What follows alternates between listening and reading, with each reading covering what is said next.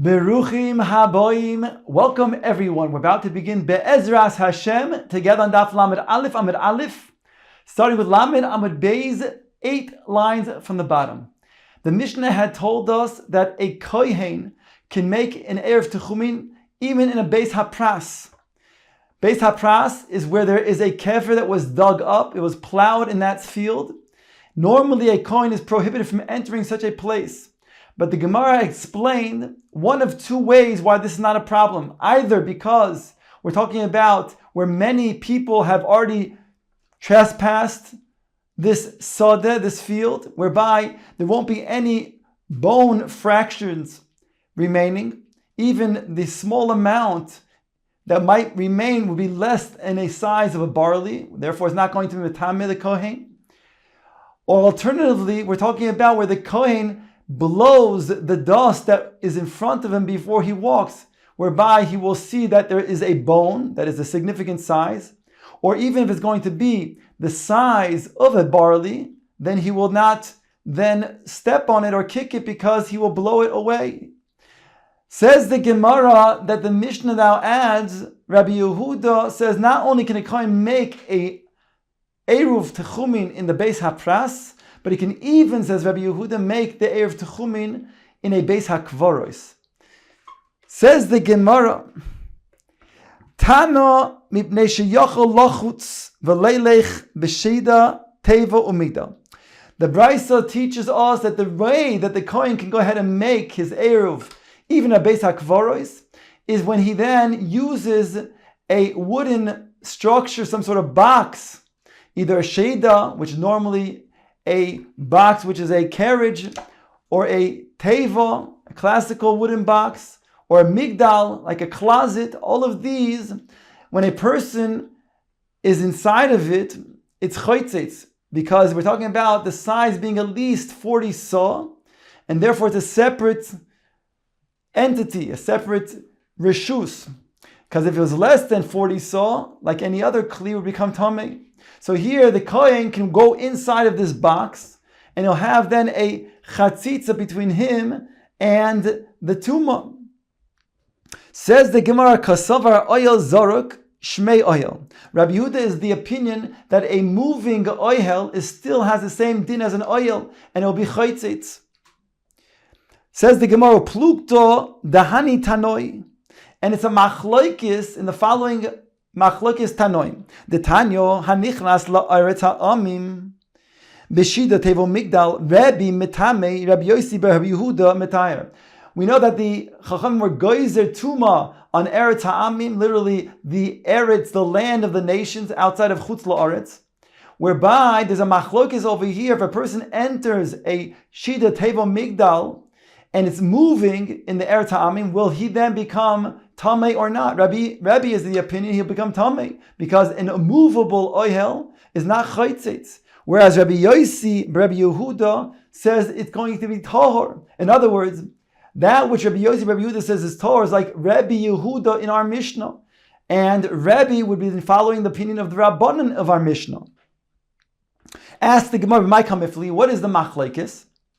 Mar sover oil zoruk lav shmei oil, umar sover oil zoruk shmei oil. This is the machlokes between Rabbi and Rabbi Yosi, Rabbi Yehuda, whether you say the oil that is a movable oil is chaytzitz or not. And again, that's going to be the machlokes we're suggesting between Rabbi Yehuda and the Chacham in our Mishnah. Ask the Gemara v'had Tanya. Behold, it states in the following brisa, Rabbi Yehuda omer. The Gemara now presents a brisa where Rabbi Yehuda will say that not only in a Beis HaKvaros, here we're talking about even a kever itself, a person can put his eruv on the kohen could put his eruv on the kever itself, and even though he is tohor and the truma that he's putting on the kever, which is eruv techumin, is going to be tohor. Says the Gemara to explain. Rabbi Yehuda Omer, on the top of Amud Aleph, ma'arvin lekohen tahor, betruma tahora bekever. Here we're talking about, again, he uses an eruv, which is truma, that's going to be on a single kever, not in a Beis HaKvaros, but in a single kever. Now, not only if it was going to be a food item that was chulin, and even if it became tamei, it would not be a problem. But even when it comes to truma, which if it became tamei, the kohen could never eat it. And therefore, we're saying over here that this is something that is going to be, the kohen is tahor, and the food, the truma, is tahor. So Gemara now explains how can a kohen make such an eruv, according to Rabbi Yehuda, with truma tahor on a kever.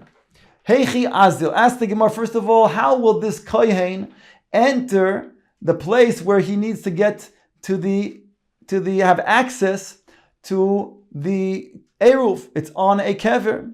Says the Gemara, b'shida tevo migdal. Just like we said in regards to Beis HaKvaros, so too over here, he'll enter into a box, a wooden box that is 40 saw, separating him from the tumah. The ho kivan da achta, it's mayala. Now ask the Gemara, but still, when you lower down the kohen lowers down the truma onto the kever, then the truma will become tamei, and thereby will be disqualifying the eruv because he won't have access to being such a eruv. Says the Gemara, b'shaloi huchshara. The Gemara says we're talking about truma that was either peiros that never became hukshar. That means one of the liquids that would then come in contact with this fruit did not come in contact with it. So therefore the fruit cannot become something that is mekabel tuma, or it was a baked item that was nilosh, that was needed together with mei peiros, which again is something that's not going to mekabel tuma.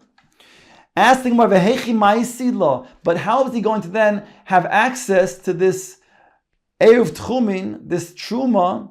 After all, if he's going to then take something that take out his hand to then pick up the truma, so even though he is in a box, but he'll become tamei because he's going outside of the box. Says the Gemara, he sticks out a piece of kli eitz that is not going to be having a receptacle, so it's not going to mekabel tuma, so it's not going to have a kli as a base kibul, and therefore a pshute kli eitz which is not mekabel tuma, he's going to use to then take the truma for himself. Ask the Gemara, but still this pshute kli eitz, even though itself is not going to be mekabel tuma, but if it's going to then be a tefach, then it's going to be an oihel. So it's going to go over a kever and become tuma that way. Answers the Gemara, the maisi law ichure. We're talking about at the end of this pshute kli eitz, which is narrow. It's achude, some want to learn the lashon. It's sharp. In other words, it doesn't have a tefach, whereby it's not going to then mekabel tuma over the kever. Ihochi asked the Gemara, but still, if this is going to be the way that Rabbi Yehuda learns why it can be valid for the kohen, then what's the machlokes? My time with the Rabbanan. Why should the Rabbanan argue over here? After all, the kohen himself is in a situation where he's not going to become tamei because he's in a shida teva migdal, and he's able to have access to the truma in a way that the truma itself will not become tamei. So how is it going to then be a problem? Even according to the Chachamim who are arguing. Answers the word Kesavre also liknois bayis bi'isur hana. You cannot make a shvisa, in this case the erev tchumin, it's called a bayis. You can't be koine that on a kever because the kever is asur bahana. So now we have to understand the other way. Why should Rabbi Yehuda permit that if it's asur bahana? Michlal asked the Gemara, did Rabbi Yehuda suffer mutter? It follows that Rabbi Yehuda would say that it is mutter for a person to then, yes, go ahead and be koine shvisa on a kever, which is asur bahana. Answers the Gemara, kisaver mitzvos lav lehanois nitnu. Rabbi Yehuda is the opinion that mitzvos are not given for hana, and therefore it's not considered to be a hana, a halachic benefit when he then performs a mitzvah. In this case, the erev techumin. Elohoda Amar Rave asked the Gemara, but that which Rave said, mitzvahs lav lehanos nitnu, he said that mitzvahs in general, according to everybody, lechara, is lav lehonas nitnu, lemo kitanoi amr l'shmaitze, then it would come out that this is really only one side. In other words, there is a machloikis over here. Only Rabbi Yehuda holds mitzvahs lav lehonos nitnu. But according to this, Rabbanan would say that we don't say mitzvahs lav lehonos nitnu. So the Gemara is asking, how could Rava then say a one-sided machlekes, say a din, and make a statement that mitzvahs are lav lehonos nitnu, and it's as if it's according to everybody. It's not according to everybody, it's only according to Rabbi Yehuda. Answers the Gemara Amalach Rava. Rava would say back, Isvira lehu de'ein ma'arvin elo ledvar mitzvah dekul yama mitzvah is lav lehonos nitnu. If you're going to say that this eruv is only for a mitzvah purpose, then you're right. Everybody would agree that you can go do so because mitzvahs lav lehonas nitnu, and therefore the fact that the kever is asur bahana is not going to preclude a person from making an erev tchumin on the kever because it's not for a hana; it's considered to be a mitzvah. But what's the machlok is Rabbi Yehuda and Rabbanon as follows: Mar sover ein ma'arvin el dvar mitzvah. Rabbi Yehuda holds that we don't make a erev tchumin except for a mitzvah purpose. Whereas the Rabbanan would say you can even make an eruv for a reshus purpose, whereby you get a personal benefit, and therefore you cannot make an eruv techumin on a kever. Eloho asked the Gemara Dom Rav Yosef, ein ma'arvin el dvar mitzvah, that which Rav Yosef says lekamon, that you can only go ahead and make an eruv for a mitzvah performance, for example, so that you can walk to then be menachem an ovil or to misameh chasen v'kala. Will come out that indeed this is also machlokas tanaim. So how could Rabbi Yosef say this statement, a blanket statement, which is only true according to Rabbi Yehuda? Answers the Gemara Amalach Rav Yosef, the kuli almo ein ma'arvin el dvar mitzvah. Really, everybody agrees you can only do an eruv for a dvar mitzvah. But says the Gemara, Udekuli alma esel mitzvahs lav lehonas ninu. Everybody agrees that mitzvahs are lav lehonas ninu. So what's the machlokes over here? Ubehakemifli mar savar kiven dekana le eruv lo nicha le lemintra. Rabbi Yehuda holds that since a person who is kainen eruv, he's not going to then look to then guard to protect that eruv afterwards. So long as he's able to make the eruv in the first place, that's sufficient. He's not interested in eating the eruv afterwards, and therefore it's totally for a mitzvah, and thereby there's no hana involved. Whereas the